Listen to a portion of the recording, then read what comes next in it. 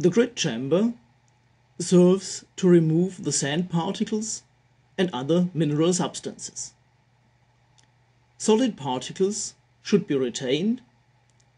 Suspensions, however, that is, fine, possibly organic substances, should continue to be transported. The entire process is based on sedimentation. The flow rate through the grit chamber is reduced so that a laminar flow occurs. Due to the effects of gravity, the mineral substances are separated from the water. The particles sink in the sedimentation basin as they have a higher density than water. The process in the sedimentation basin is based on Stokes' law.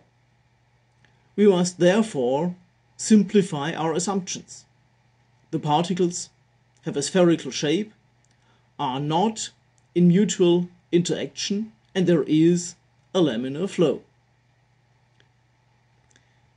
Then we can calculate the complete sedimentation of solid matter in a flow-through sedimentation basin. Here we assume that a particle has not been removed until it has reached the basin floor.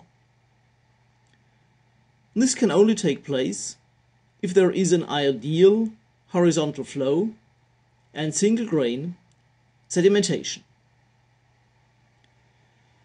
In this model, the sedimentation time of the particle must be smaller than the detention time in the basin.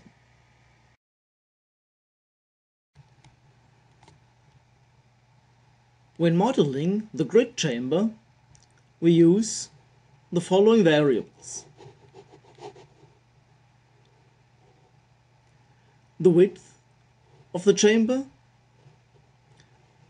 the length of the chamber, the height of the chamber, and the volumetric flow rate through the chamber, which of course is the same as the flow rate through the whole plant.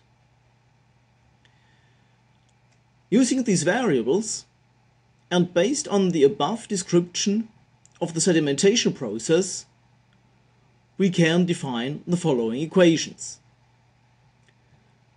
We define the sedimentation speed or sedimentation velocity as shown here. The time needed for a sediment to reach the bottom of the chamber is defined as the ratio between the chamber's height and the sedimentation velocity.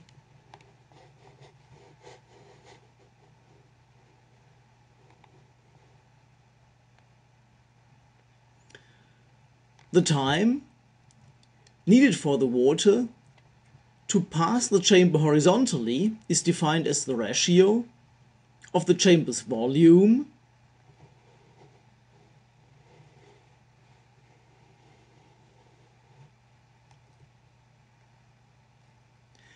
and the volumetric flow rate.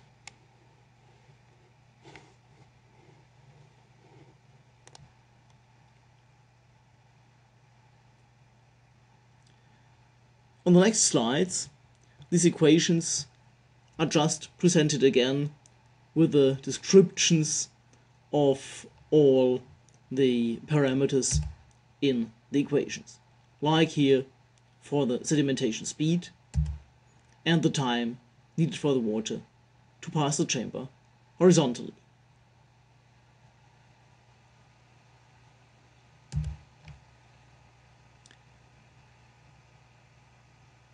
Now, using the method defined in Burckhart's work, we get the following differential equation describing the concentration of sand in the water.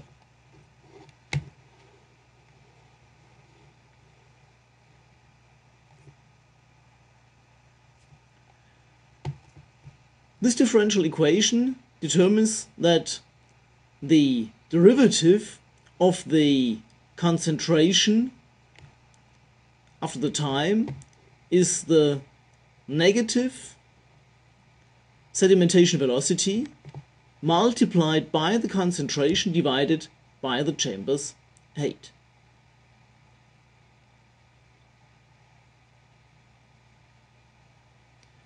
The differential equation, of course, is solved using an exponential function as shown here.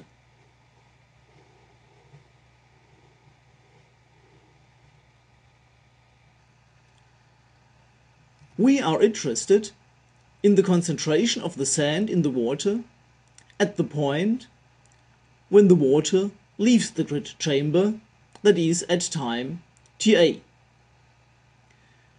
Inserting time Ta in the solution of the differential equation gives us the concentration of the sand when the water leaves the grid chamber.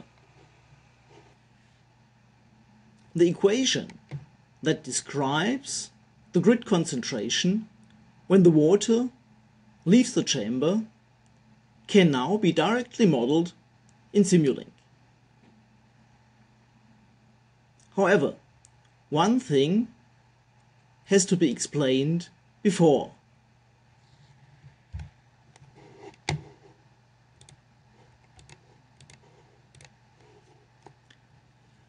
We are now changing one parameter that describes the quality of our water.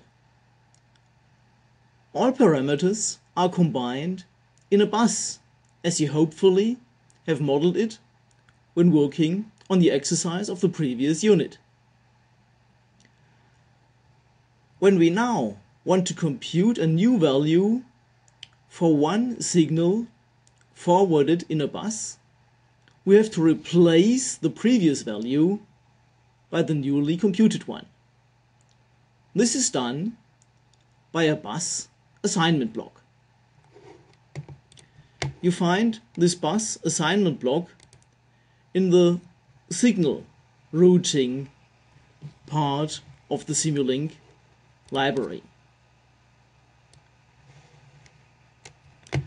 This bus assignment block accepts as an input the bus where a value has to be replaced and the signal that replaces the value.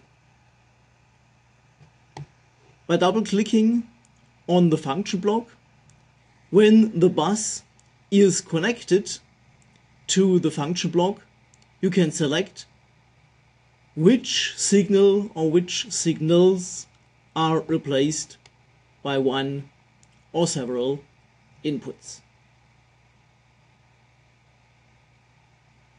On the other hand, you want to access values that are passed by the bus to our subsystem or to our part of the model. In this case, among others, this will be the volumetric flow rate that is needed for computing the behavior of the grid chamber. Accessing these values in a bus can be achieved using a bus selector block. Your exercise part in this unit will be to expand the Simulink model of the previous unit in the following way. Build a subsystem that represents the grid chamber. The subsystem must have one input port where the bus that combines the signal lines describing the single water parameters enters the subsystem. In an output port, the bus, including the updated value of the sand concentration, leaves the subsystem again. Implement the equation that describes the sand concentration when the water leaves the grid chamber. Update the value for the sand concentration in the bus using a bus assignment function block.